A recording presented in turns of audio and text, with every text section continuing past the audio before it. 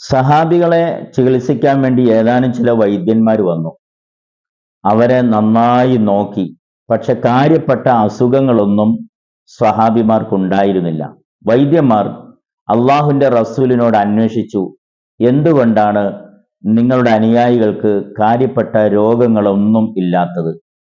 അള്ളാഹുവിന്റെ റസൂൽ സല്ലല്ലാഹു അലൈഹി വസല്ലം അവർക്ക് നൽകിയ മറുപടിയാണ് ഏറ്റവും ശ്രദ്ധേയമായത്. എൻ്റെ സ്വഹാബികൾ വയറ് നിറയ്ക്കാൻ വേണ്ടി ഭക്ഷണം കഴിക്കാറില്ല എന്ന്. ഹദീസിൽ വരുന്നുണ്ട്, നിങ്ങൾ ഭക്ഷണം കഴിക്കുമ്പോൾ വയറിന്റെ 1/3 ഭക്ഷണം, ബാക്കി 1/3 വെള്ളം. വയറിന്റെ ഒരു ഭാഗം നിങ്ങൾ കാലിയാക്കി ഇടണം. വയറ് നിറയ്ക്കാൻ വേണ്ടി ഭക്ഷണം കഴിക്കരുത്, വയറ് നിറച്ചും ഭക്ഷണം കഴിക്കരുത്. രോഗങ്ങളിൽ നിന്നും നമുക്ക് മുക്തി നേടാൻ കഴിയും എന്നാണ് ഹദീസുകൾ, ചരിത്രങ്ങൾ നമുക്ക് അറിയിച്ചു തരുന്നത്.